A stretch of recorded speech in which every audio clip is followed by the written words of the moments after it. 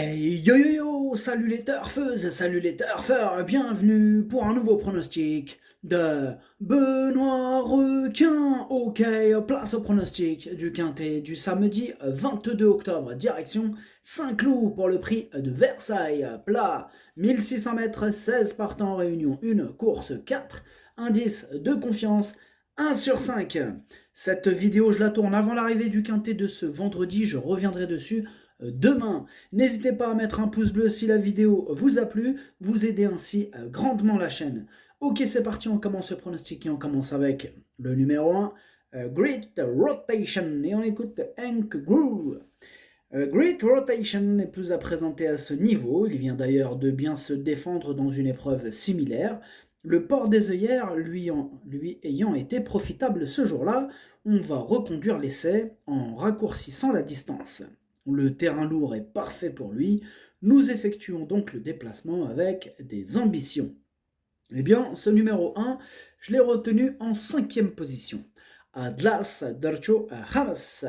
On passe au numéro 2, la Loire, et on n'aura pas les commentaires de l'entraîneur pour ce numéro 2, la Loire. Moi, je ne l'ai pas retenu, par contre, c'est mon gros regret, ce numéro 2, c'est mon cheval de complément en cas de non partant. Possible cassage en vue, attention, ce quintet est ouvert, je le répète, il est ouvert. On passe donc maintenant, non, c'est pas terminé. Ad numéro جوج درت في البلاصة ديال لي بارتون هو الأول فيهم عندكو. On passe au numéro 3, Lady Pink, et on écoute Stéphane Wattel. Lady Pink a bien couru dernièrement face à des chevaux d'âge de qualité. Là, elle ne rencontre que ceux de sa génération. J'espère que cela servira ses intérêts. Sachez que ce numéro 3, c'est lui le 8e de mon pronostic. Ad numéro 3, Waltham Diali. On passe au numéro 4, Scottish Saint. Et on écoute Stéphane Wattel. Scottish Saint se défend bien au poids qui lui a été attribué.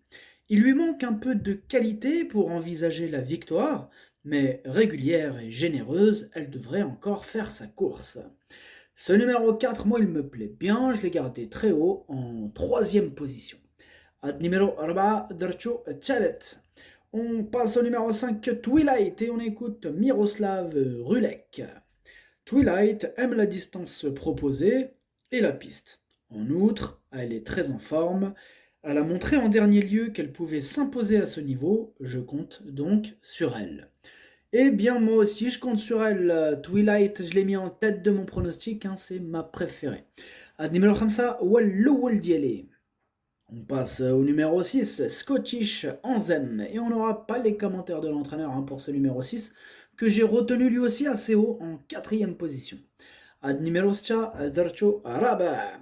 On passe au numéro 7, Ariassa. Et on écoute Guillaume Heurtaud. Ariassa vaut mieux que sa dernière sortie où elle n'a pu s'exprimer pleinement dans la phase finale. Certes, sa marge au poids est réduite, mais elle détient une aptitude aux pistes très souples, lourdes. Dès lors, on se déplace avec l'ambition d'accrocher une belle allocation. Eh bien, ce numéro 7, je ne l'ai pas gardé. Par contre, attention quand même, parce il est en plein milieu de ma petite liste des possibles casseurs de tickets repérés. Donc, attention. عاد numéro 7 ما درتوش لاني عندكو يقدر يغرس شي تشيكيات. On passe au numéro 8, Everio, et on écoute Mademoiselle Flavie Bresson. Everio s'est retrouvé trop loin et n'a pu revenir efficacement lors de ses 2 dernières sorties. Samedi, j'espère qu'il pourra occuper une bonne place dès le départ. Si tel est le cas, il a les moyens d'aller très loin, il demeure compétitif à cette valeur et mérite un rachat. Eh bien, ce numéro 8, moi je ne l'ai pas racheté, je ne l'ai pas retenu dans mon pronostic. Ad numéro 8, Madrachouch. On passe au numéro 9, Dr. Ron, et on écoute Didier Guillemin. Dr. Ron vient de nous prouver sa compétitivité à ce niveau et à cette valeur. Maintenant, j'ai un petit doute quant à sa réelle aptitude aux pistes lourdes. Cependant, sa forme est excellente et on se déplace avec de logiques prétentions pour jouer les premiers rôles. Ce numéro 9, je l'aime beaucoup, je l'ai gardé très haut, je l'ai mis en 2e position. Ad numéro 7, Darcho Chani. On passe au numéro 10, Samba Vanilla, et on écoute Simon Brogy. Samba Vanilla ne cesse de nous faire plaisir. Pénalisée au poids, elle n'a plus de marge de manœuvre, mais comme sa forme est toujours excellente, on tente l'aventure dans ce quintet. On n'a pas la prétention de dire qu'elle peut s'imposer, mais une place reste à sa portée.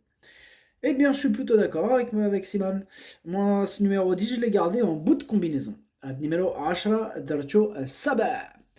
On passe au numéro 11 de tes nouvelles et on écoute Madame Gina Rarik. De tes nouvelles n'a pu s'illustrer dernièrement pour ses débuts sur le mile. Elle a affronté ses aînés ce jour-là et n'aura que ses contemporains sur son chemin cette fois. J'aurais été plus confiante si elle pouvait se produire sur 1200 voire 1400 mètres, mais je compose avec le programme.